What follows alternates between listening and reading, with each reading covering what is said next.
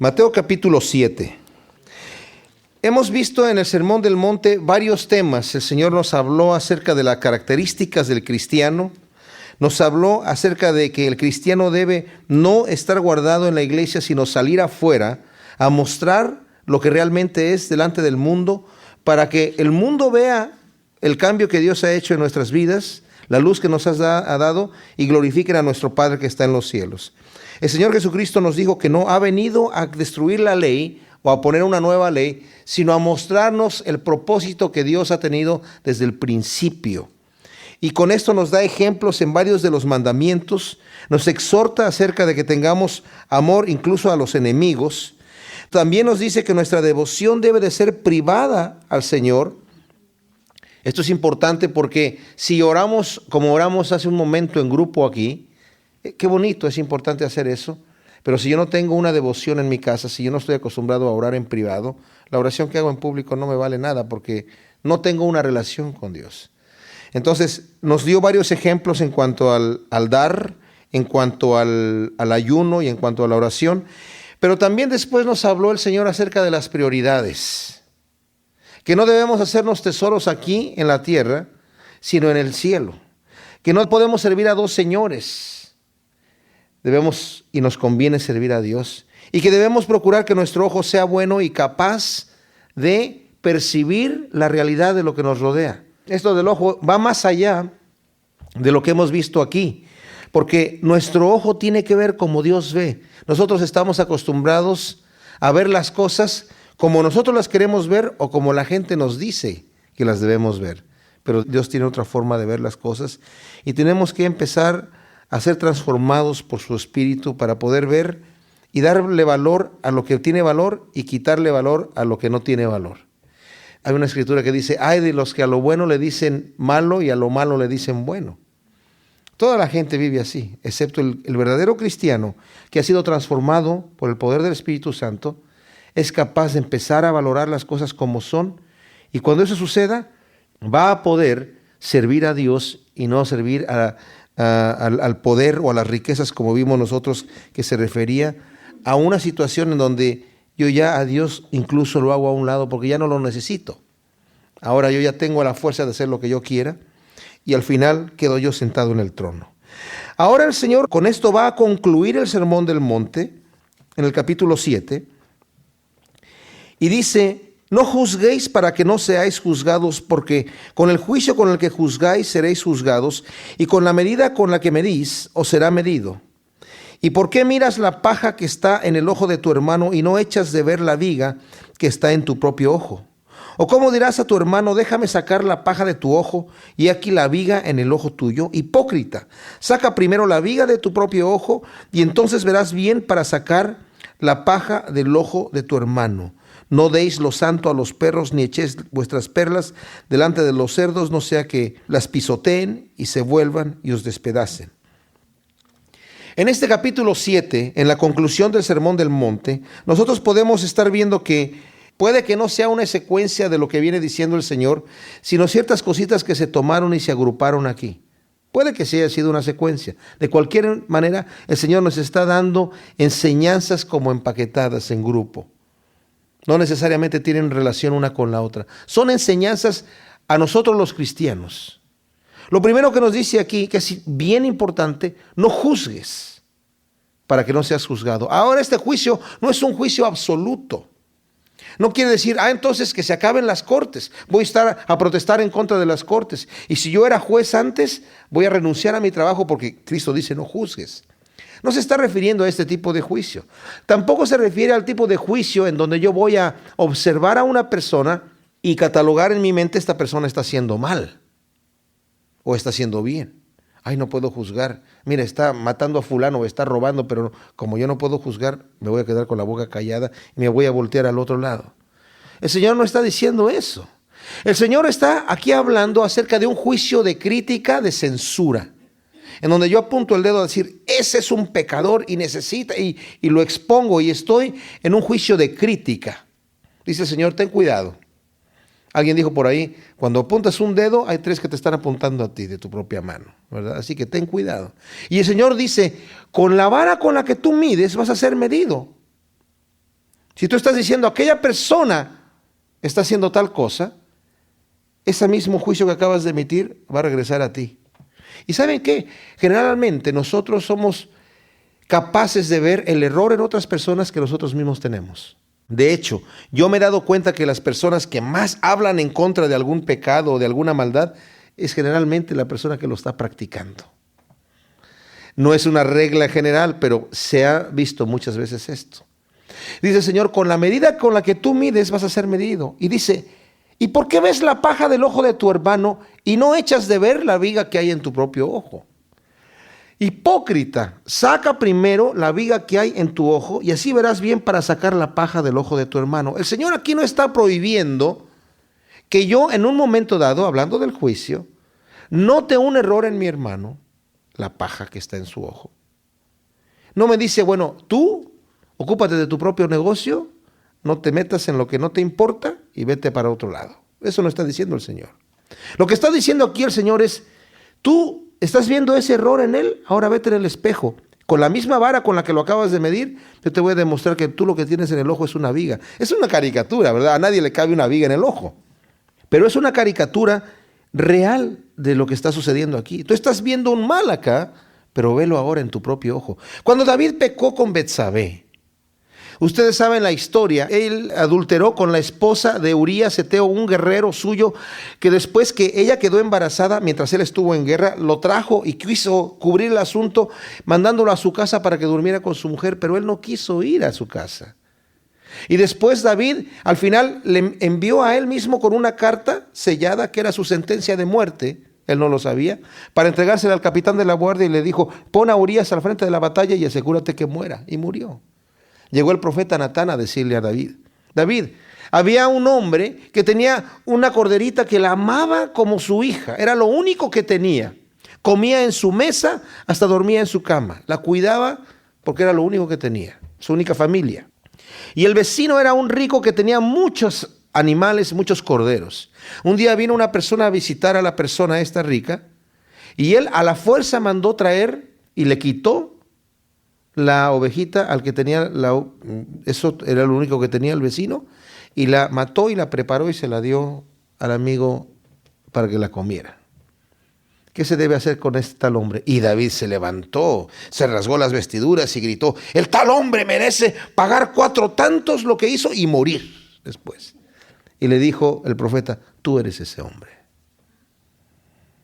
porque le quitaste su esposa a Urías Eteo. Y el Señor a ti te ha bendecido con tantas cosas, tienes un harem de mujeres y mira, vas y le quitas a este hombre todo lo que tenía. David no veía la viga de su ojo, pero era capaz de ver en el ejemplo que le dio el profeta esta situación. Como dije, el Señor no está diciendo, no te ocupes de sacarle la paja. Está bien. Tiene un error aquella persona. Tú primero lo que tienes que hacer es sacar la viga de tu ojo. Tienes que ponerte a cuentas delante de Dios. La Biblia nos dice en varias ocasiones que cuando yo voy a reprender a alguien, tengo que temer a Dios y tengo que yo mismo analizarme. Cuando yo veo a alguien que está mal y está haciendo algo que está mal hecho, yo tengo que llevar mi vida delante de Dios. ¿Y yo cómo estoy, Señor? ¿Cómo está mi vida? Y el Señor va a encender una luz. Y muchas veces va a suceder que yo no me daba cuenta que yo estaba mal. Pero ahí me voy a dar cuenta. Y entonces ahí voy a sacar la viga de mi ojo. Y dice el Señor, entonces vas a poder ver bien. Y ahora, ¿cuál es la orden? No la ignores, ve y saca la paja del ojo de tu hermano. Ahora vas a poder ver bien. Y lo más probable es que si mi hermano es una persona que realmente se ha dado cuenta de su error y va a cambiar, va a agradecerme que yo le haya sacado la paja de su ojo. En la segunda carta a los Corintios, en el primer capítulo, el apóstol Pablo nos dice que a veces el Señor nos permite pasar por ciertas pruebas, por ciertas tribulaciones, y después nos consuela el Señor y nos permite eso para que después, cuando otras personas están pasando por el mismo problema, nosotros los consolemos a ellos con el consuelo que el Señor nos dio.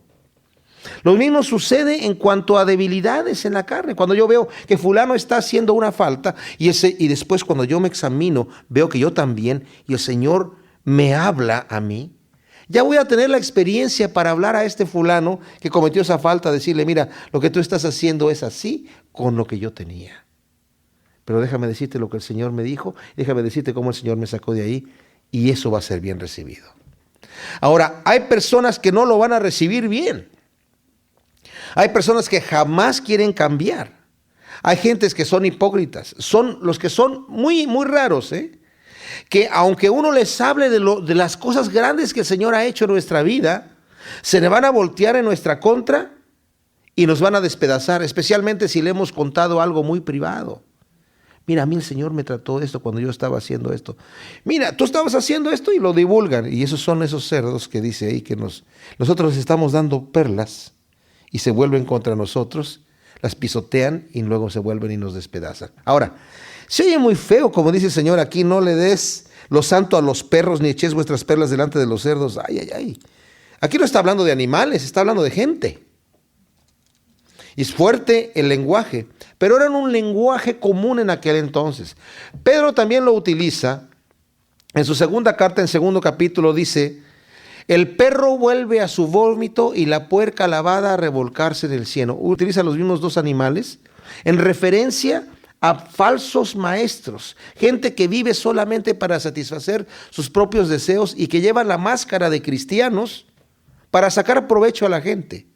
Este tipo de gente, cuando nosotros querramos reprenderlos, no lo van a recibir de ninguna manera. Y les digo, en realidad, este versículo 6 aquí es para casos muy especiales. No vayamos a andarle poniendo nosotros etiqueta a la gente perro, cerdo, y yo no le voy a hablar más a él, porque entonces nos metemos en un problema, ¿verdad? Más bien es una situación muy rara, ¿verdad? Y muy extraña en la realidad que vaya a suceder. Hay que tener cuidado con eso. Más bien, la enseñanza aquí es: no juzguemos.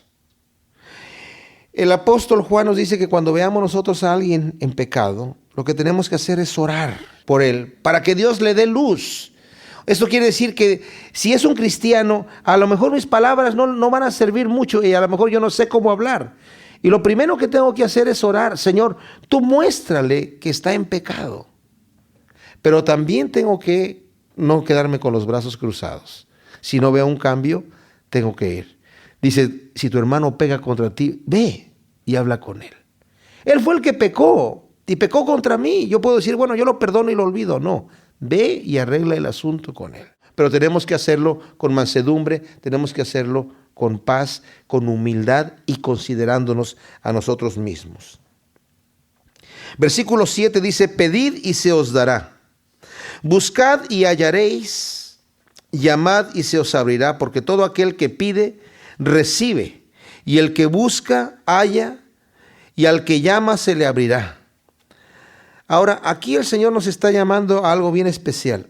Vimos anteriormente en la oración que el Señor nos había dicho, cuando estaba enseñándonos cómo orar, que no usemos vanas repeticiones y que también sepamos que nuestro Padre Celestial ya sabe nuestras necesidades aún antes que nosotros las pidamos.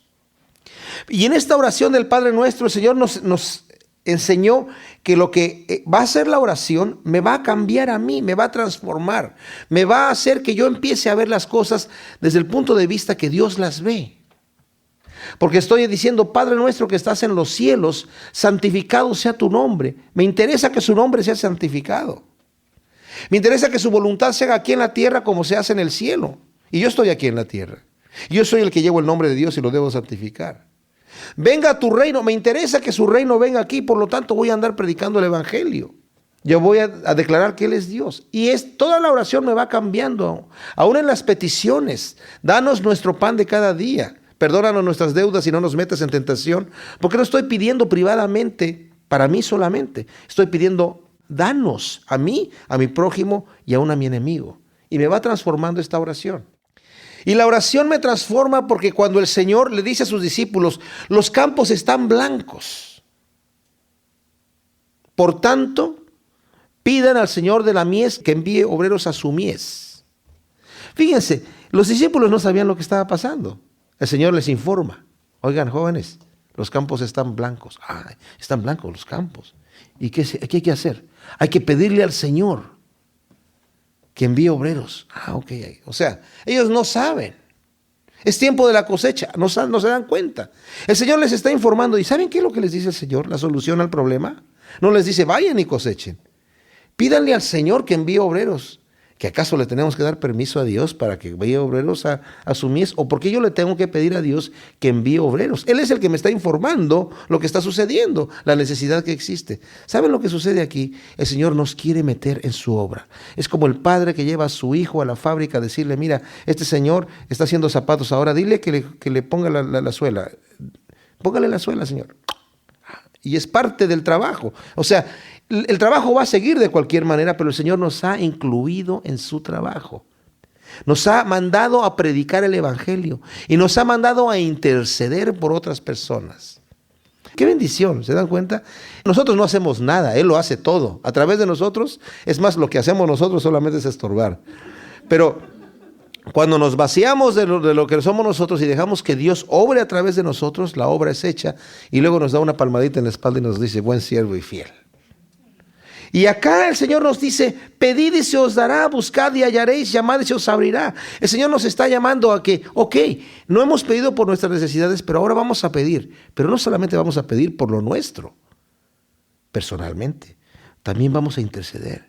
Vamos a buscar también por lo de los demás y vamos a hallar. Y vamos a llamar y se nos va a abrir la puerta. El Señor le interesa que nosotros tengamos una relación con Él sincera, de amor. Las religiones, todas las religiones, cuando se ponen ya muy sofisticadas, empiezan a distanciar a Dios y lo ponen allá muy lejano. Dios está en el cielo y el hombre está aquí en la tierra. Y acaban con la cercanía. Nosotros debemos de buscar a Dios en una cercanía como nuestro Padre amado. Y el Señor nos pone un ejemplo aquí. ¿Qué hombre hay de vosotros que si su hijo le pide pan, le daría una piedra? ¿O si le pide pescado, le da una serpiente? Obviamente no hay ninguno. Pues si vosotros siendo malos sabéis dar buenas dádivas a vuestros hijos, ¿cuánto más vuestro Padre que está en los cielos dará buenas cosas a los que le pidan? Ahora, esto es importantísimo, porque, ¿saben? Yo cuando conocí al Señor, lo conocí por la pura lectura de la Biblia. Una persona dejó en mi casa una Biblia, no era cristiano el que la dejó, pero ahí quedó la Biblia, y yo la empecé a leer, y cuando empecé a leer la Biblia y llegué a este punto, el Señor tocó mi corazón de una manera impresionante. Yo vivía en México, yo veía que la gente para agradar a Dios caminaba de rodillas, se daban latigazos en la espalda, hacían grandes sacrificios y penitencias, y yo pensaba que Dios era así, que Dios se agradaba de eso, porque estas personas lo estaban haciendo para agradar a Dios. Yo no hacía tantos sacrificios, pero sí llegué a hacer algo de penitencia para agradar a Dios. Y yo pensaba seguramente que Dios se agrada del sufrimiento humano. Como dice esa canción que he repetido a veces, que Dios me hizo quererte para hacerme sufrir más. O sea, como si Dios quisiera que sufriéramos y me hizo quererte para hacerme sufrir más. Pero aquí me dice que no, que así como nosotros no queremos hacerle un daño a nuestros hijos, no los vamos a traicionar, queremos hacerle un bien, también nuestro Padre Celestial. Si mi hijo llega a mí y me dice, mira cuánto te quiero, papá, y se empieza a dar de latigazos, le digo, mira, si me quieres no te pegues, ¿verdad? No te destruyas. Porque eso no es verdad, Dios no es así. Esa es una imagen antigua. ¿Saben quién pensaba así? ¿Se acuerdan cuando Elías estaba ahí orando para que Dios hiciera un milagro y iban a mostrar quién era Dios, si Baal, el demonio, o Dios, el Dios de Israel? Y les dijo, bueno, oren ustedes primero a Baal.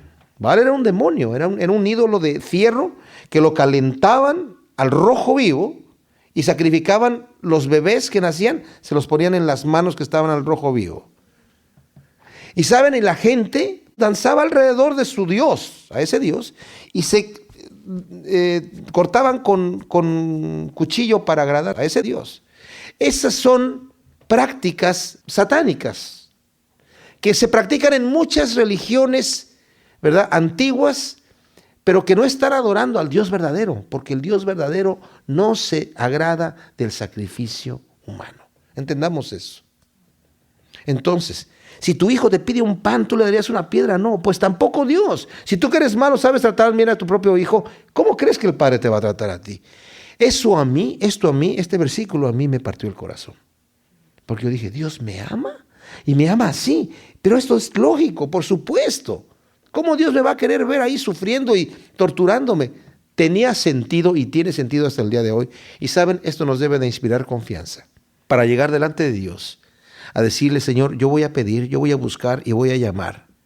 Pero no voy a demandar. Hay gente que dice, yo le reclamé al Señor. Ay, Dios mío, cuidado. Señor, me estás fallando. A ver, ¿cómo le vamos a reclamar a Dios? ¿Verdad? Dios hace las cosas a su tiempo. Debemos de orar, eso sí, y debemos de orar con insistencia también. El Señor nos enseña a orar con insistencia. Una vez una persona dijo, hay que orar una vez, porque si oras 2 veces ya no tuviste fe. La Biblia en ninguna parte enseña eso. Hay una parábola que el Señor nos enseñó para que vengamos a orar con insistencia, que la vamos a ver más adelante. Pero el Señor nos enseña que debemos orar con insistencia. Y aquí nos dice, pide y vas a recibir, llama y se te va a abrir, busca y vas a encontrar. Y sigue pidiendo hasta que recibas. Y vas a recibir en el momento preciso. Dios nos va a responder en el momento preciso. Él no se retarda porque está ocupado.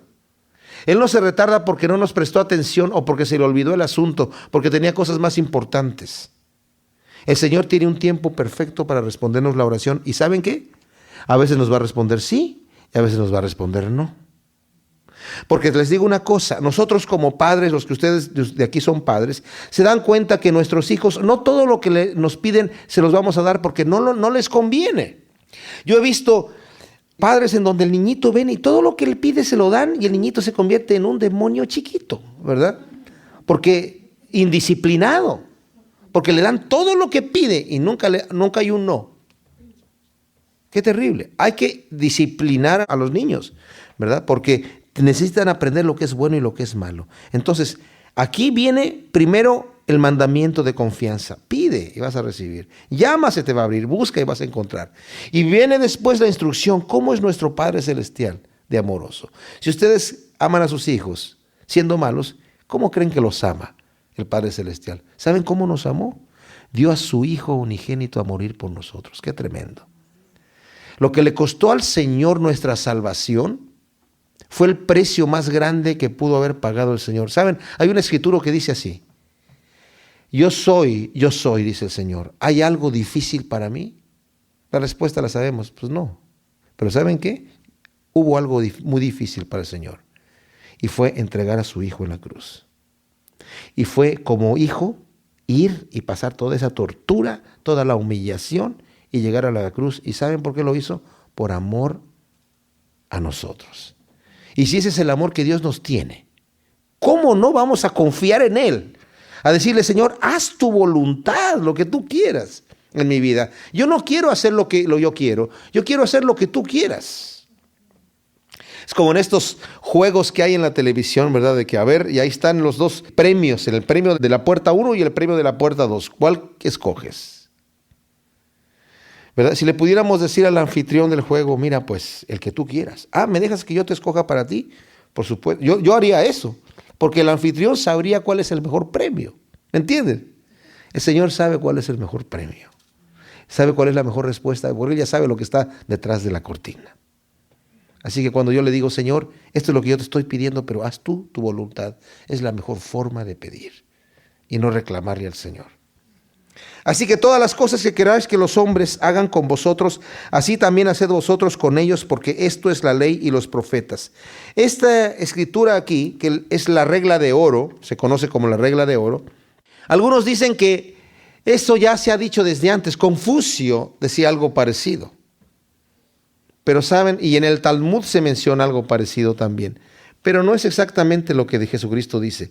Los mandamientos que decían estos señores, Confucio y otras personas, eran en el punto negativo. O sea, no le hagas a otro el daño que no quieras que te hagan a ti. No hieras a otro como tú tampoco quieres que te hieran a ti. El Señor se va un paso más allá. Haz con los demás lo que tú quieres que ellos te hagan a ti. Porque el Señor no nos está llamando a tener un cristianismo pasivo, sino activo. No nos está diciendo a no solamente no odiar al enemigo. No nos dijo no odies a tu enemigo. Ama a tu enemigo. No nos dijo no lo insultes. Bendice a tu enemigo. El cristianismo va, como dije yo, la milla extra. Entrad por la puerta estrecha, Mateo 7:13. Entrad por la puerta estrecha, porque ancha es la puerta y espacioso el camino que lleva a la perdición, y muchos son los que entran por ella. Porque estrecha es la puerta y angosto el camino que lleva a la vida, y pocos son los que la hallan. Ahora, aquí yo no sé si el Señor se está refiriendo a que son pocos, me imagino que es en relación, en comparación con la cantidad que se van a condenar. Más adelante en Lucas le preguntaron, Señor, ¿son pocos los que se salvan?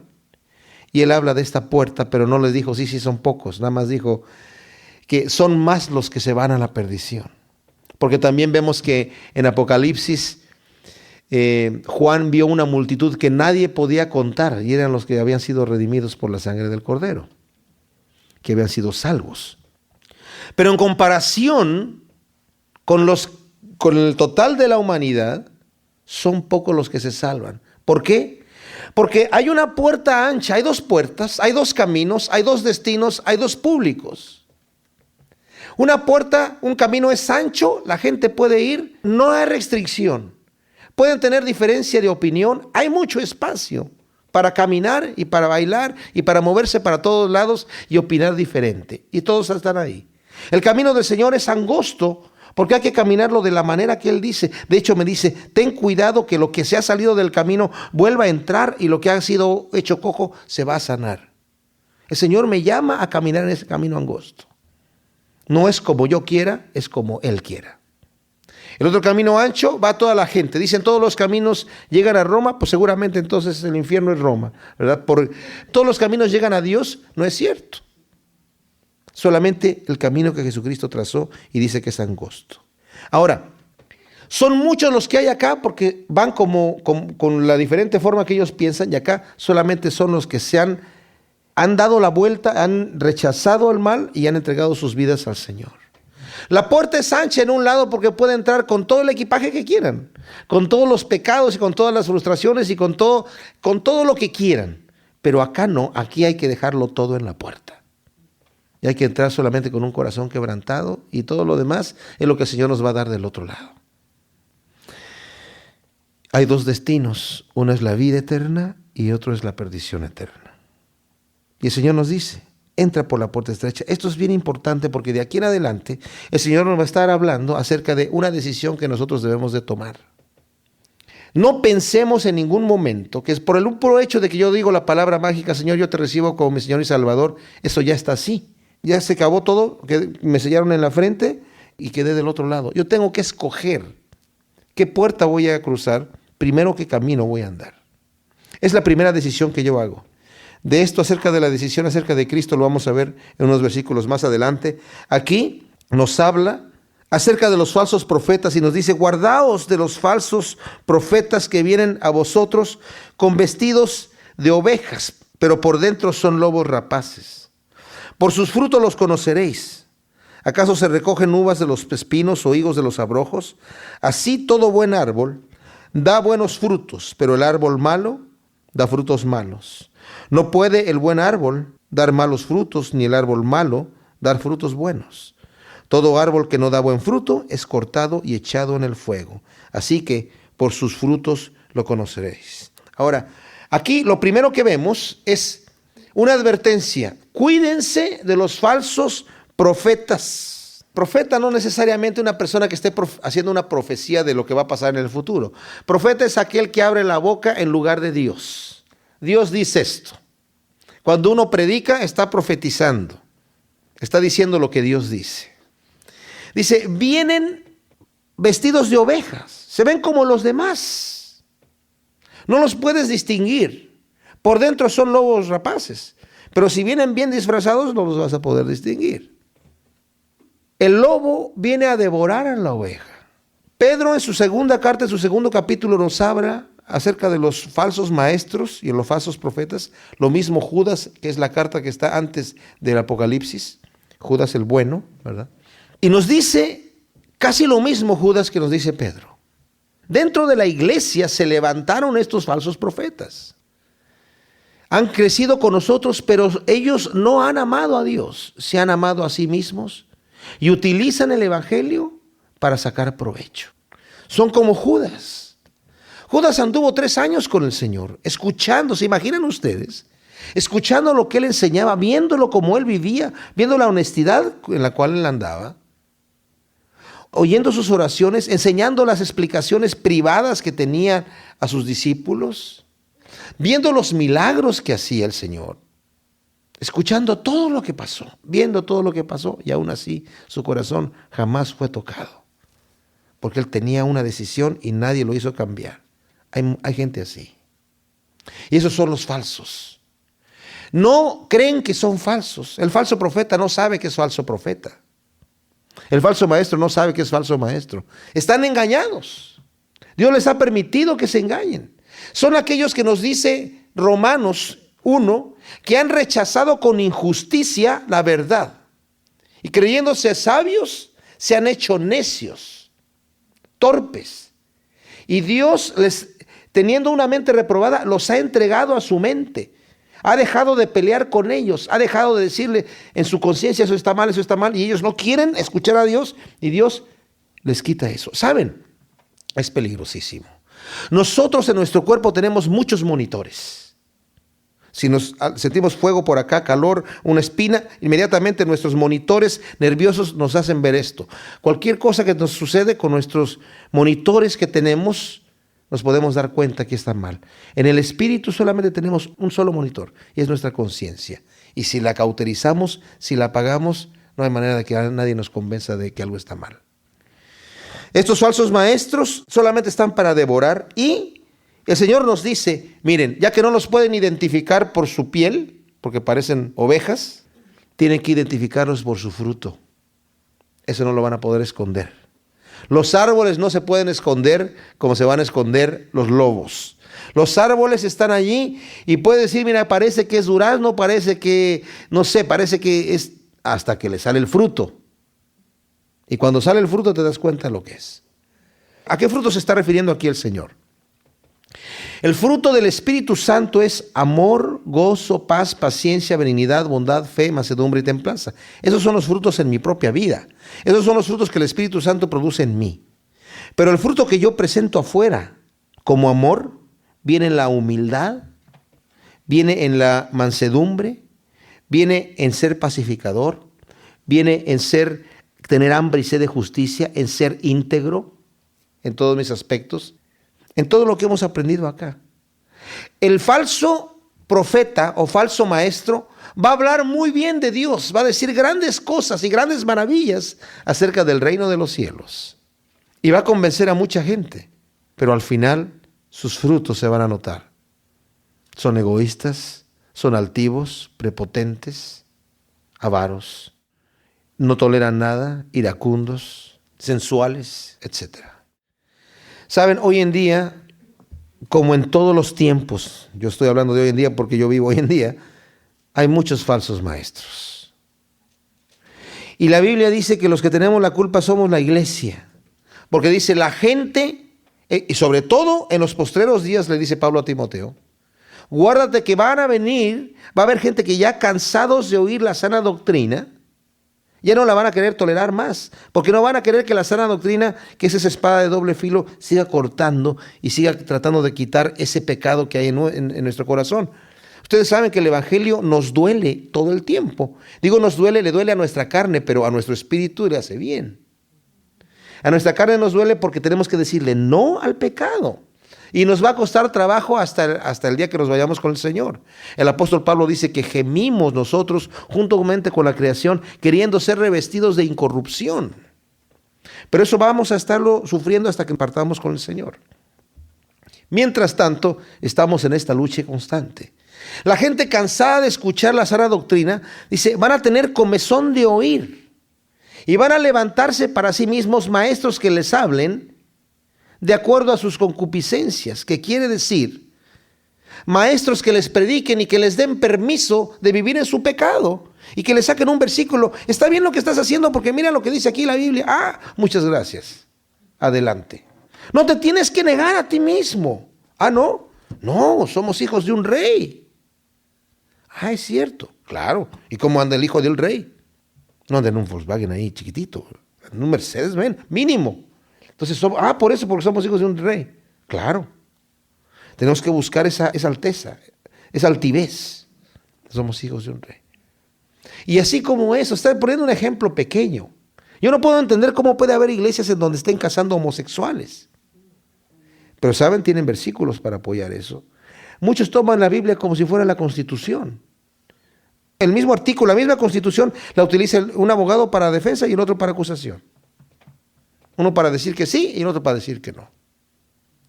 Satanás, cuando el Señor empezó a tentar al Señor y le dijo al Señor, no, porque escrito está. Ah, ¿quieres que yo te diga escrito está? Yo también conozco la Escritura. Y Satanás en la tentación al Señor en el desierto también le dijo, mira, porque también está escrito. Y si lo hizo ahí, lo sigue haciendo hoy en día también, a través de los falsos maestros. Dice la palabra de Dios que van a tener estos en los postreros tiempos tan gran poder que van a engañar, si fuera posible, aún a los escogidos.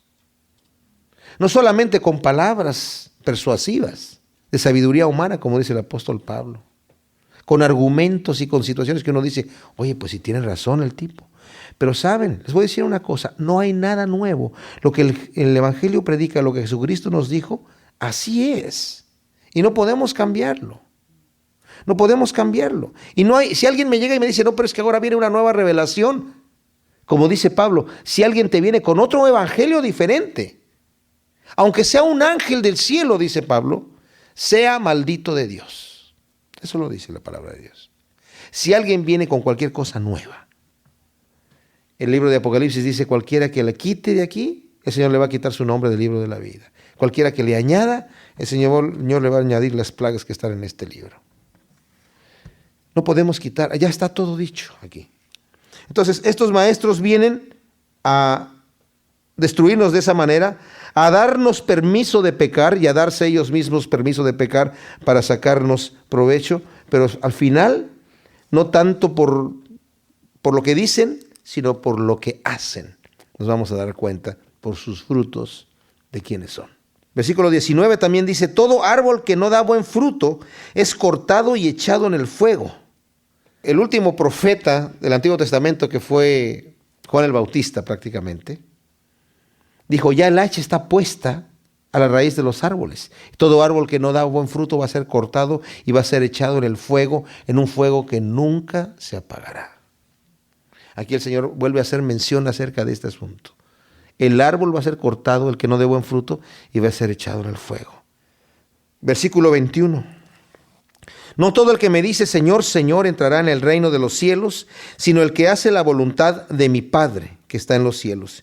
Muchos me dirán en aquel día, Señor, Señor, no profetizamos en tu nombre, y en tu nombre hicimos muchos milagros, y en tu nombre echamos fuera demonios. Entonces yo les declararé, nunca os conocí, apartados de mí, hacedores de maldad. Hace rato estaba yo hablando acerca de lo importante que es darnos cuenta que una vez que hemos hecho profesión de seguir al Señor, debemos continuar. El Señor no nos va a excusar que yo un día diga que sí y al otro día diga que no. Nadie cree que una persona que se casa y le dice a su esposa, mira, yo voy a estar contigo en las buenas y en las malas, en salud y enfermedad, hasta que la muerte nos separa. Y a los 5 años o a los 3 años se va con otra mujer. La mujer no le cree la promesa. No importa lo que haya dicho. Si ya quebrantó lo que dijo, lo quebrantó. ¿Me entienden? Yo le puedo decir en un momento de emoción al Señor, Señor, vengo a ti, estoy arrepentido por mis pecados y entregarle mi vida al Señor. Pero más adelante me arrepiento de entregarle la vida al Señor y la vuelvo a tomar en mis manos y me voy. Me fui. Aquí el Señor dice, hay gente que me dice Señor, Señor. Pues ¿quién le va a decir Señor, Señor? Si no es alguien que conoce al Señor. Y fíjense, todavía el Señor aquí está mostrando un cuadro que es un poquito exagerado. Digo exagerado en el sentido de que no es cualquier persona que se cree cristiano. Aquí está hablando de gente que ya está haciendo obra ministerial dentro del trabajo de la obra del Señor. Y dice, No todo el que me dice Señor, Señor entrará en el reino de los cielos. No todo el que va a la iglesia entrará en el reino de los cielos. No todo el que lee la Biblia va a entrar en el reino de los cielos. ¿Me entienden? Es no todo el que de repente se levanta y canta y dice todas estas cosas, sino, ¿quién? El que hace la voluntad de mi Padre. La obediencia nuevamente aquí es vital. El que hace la voluntad de mi Padre. Muchos me dirán en aquel día, Señor, Señor, ¿no profetizamos en tu nombre? Bueno, ¿habrá sido esa la voluntad del Padre?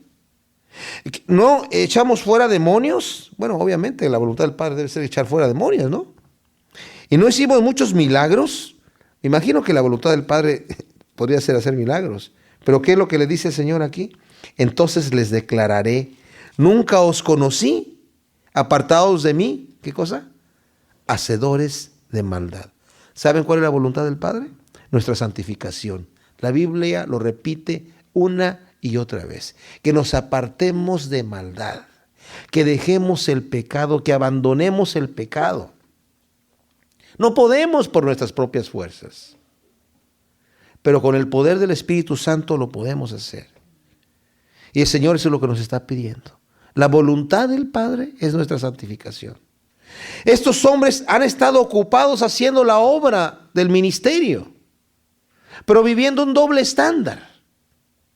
Le dicen Señor, Señor, pero no han sometido sus vidas al señorío de Cristo, porque la palabra Señor no significa Señor Martínez, ¿cómo está usted? Tampoco es que su nombre es Jesucristo y Señor su apellido, no. O Señor su nombre y Jesucristo su apellido. Señor es un título que significa amo, que significa que Él ordena y yo obedezco.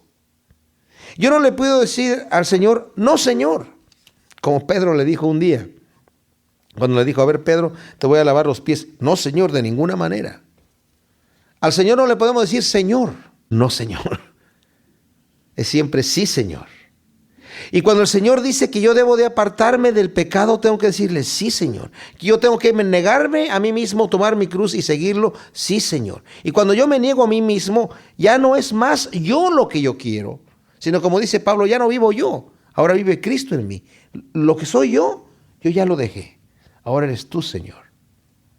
Y tomo mi cruz, que mi cruz es un instrumento de tortura constante. Mi carne quiere levantarse para hacer su voluntad, pero en la cruz yo la tengo que poner allí. Y es una muerte lenta, tardada. Ojalá dijera el Señor, el que quiera venir en pos de mí, níguese a sí mismo, tome su guillotina y sígame. Y es una vez. Yo llego delante del Señor, Señor, te entrego mis pecados, quítame la maldad, ya voy a ser bueno, hazme bueno de aquí en adelante. ¡Ping! Y ya, me paro de ahí siendo bueno. No es así. Aunque nacemos de nuevo, todavía cargamos con la doble naturaleza hasta el día que morimos. Pero eso viene dentro del plan de Dios en nuestra vida, porque el Señor nos está en este momento ejercitando espiritualmente. La Biblia dice eso. El Señor incluso nos habla acerca de eso. El ejercicio corporal es provechoso, pero poco comparado con lo espiritual. El espiritual es muy provechoso. Y el Señor nos insta a que nos ejercitemos en esto. Y el ejercicio significa que tengo que, de alguna manera, incrementar mi resistencia espiritual. Cualquiera pues, concluye aquí el Señor, versículo 24, que me oye estas palabras y las hace, le compararé a un hombre prudente que edificó su casa sobre la roca. Descendió lluvia, vinieron ríos, soplaron vientos y golpearon contra aquella casa, y no cayó porque estaba fundada sobre la roca. Pero cualquiera que me oye estas palabras y no las hace, le compararé a un hombre insensato que edificó su casa sobre la arena. Y descendió lluvia y vinieron ríos y soplaron vientos y dieron con ímpetu contra aquella casa y cayó y fue grande su ruina. Aquí el Señor está hablándonos al final, diciendo que está comparando a los que están escuchando. No está hablando de los que son cristianos y los que no son cristianos.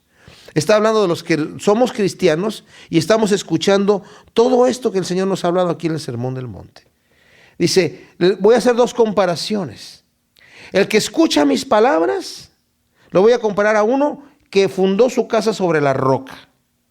Y el que no las escucha, lo voy a comparar a uno que lo fundó sobre la arena. Las dos casas están hermosas, son grandes, son bonitas. Por fuera se ven todas igual y por dentro también. la importancia que está el Señor dando aquí está fundación, en la cimentación de la casa. Una es de roca, la otra es de arena. Es lo que no se ve, es lo que está debajo, lo que está sosteniendo a la casa. Dice, el que no escucha mis palabras puede construir su casa. La va a construir y va a quedar una casa bonita. Pero cuando venga el problema, cuando venga la tribulación, cuando venga la prueba, se va a caer. Aquí viene otra vez lo que les decía yo, las pruebas son necesarias para saber quién realmente construyó su casa sobre la roca. El Señor no viene a mandarnos prueba porque está tratando de vernos como conejillos de India a ver para dónde brincamos. No, el Señor trae la prueba a nuestra vida para que todo lo que es flojo nosotros lo afirmemos. Y si vemos que algunas de las cosas en nuestra vida no las estamos fundando sobre la roca, que las fundemos, para que la próxima vez que nos venga el río no nos destruya. Y aquí se refiere el Señor a escuchar las palabras, pero a ponerlas por obra. A ponerlas por obra. Dice Santiago, la persona que lee la palabra y no la obedece es semejante a la persona que se ve en el espejo y de repente se va y se olvida cómo era. No se dio cuenta de quién es. La palabra de Dios es un espejo que nos deja ver cómo somos nosotros. Y vemos cosas que no nos gustan y a Dios tampoco le gustan. Y debemos de quitar eso. Y por el otro lado vemos las cosas que nos hace falta hacer y ser. Y eso son las cosas que tenemos que arreglar delante de Dios cuando nos consideramos a nosotros mismos. Nuevamente está hablando aquí de obediencia. La persona que construyó su casa sobre la roca fue la que escuchó la palabra y obedeció. La persona que construyó su casa sobre la arena también creyó que estaba construyendo una casa duradera, pero al final se cayó. ¿Saben? No hay cosa más terrible que emprender un mal negocio sin saberlo desde el principio. Cuando llega uno hasta el final y saber que el negocio se viene abajo. Y en este caso, el Señor está hablando de nuestra vida, de nuestro caminar aquí. Tenemos muy poco tiempo en esta vida. La eternidad viene después. Los años que pasaron ya se fueron. No podemos recuperarlos. Pero el Señor nos da la oportunidad hoy, si nuestra casa ha sido sacudida anteriormente y ha caído, nos da la oportunidad de que hoy empecemos a fundar nuestra casa sobre la roca, que es Cristo Jesús. Uno puede decir, pero es que ya perdí yo tantos años, no importa. El Señor nos da la oportunidad de volver a construir. Así que si antes nosotros hemos cometido el error de escuchar las palabras del Señor y no llevarlas por obra, arrepintámonos y digamos, Señor, ahora voy a escucharte y voy a hacer lo que tú me dices. No lo que yo creo que está bien, lo que tú crees que está bien. No lo que me dice fulano, lo que dice tu palabra. No lo que digo yo tampoco, lo que dice la palabra del Señor. Pero el Señor sí me está instando aquí a que sea sabio, que sea prudente y que empiece a edificar sobre la roca que es Cristo Jesús. Y mi casa va a permanecer para siempre. Cuando vengan los ríos, cuando vengan los vientos, va a quedar allí. Y como dice el apóstol Pedro, porque haciendo estas cosas no caeréis jamás y os será otorgada amplia y generosa entrada en el reino de nuestro Señor y Salvador Jesucristo. Oremos. Señor, te damos gracias por tu palabra en este día. Realmente este sermón del monte ha sido tan tremendo, Señor, que es difícil considerarlo en unos cuantos estudios, Señor. Y queremos que tu Espíritu Santo nos ayude a discernir cada detalle, cada punto, Señor. Porque queremos realmente poner por obra lo que hemos aprendido. Y si algo nos falta, enséñanos tú, Señor. Acuérdate que somos polvo, fallamos muchas veces. Nos equivocamos muchas veces. Te necesitamos a ti, Señor. Tú eres nuestro todo. Necesitamos el poder de tu Espíritu Santo en nuestra vida, Señor. Te entregamos todo lo que somos, Señor. En el nombre de Cristo Jesús. Amén.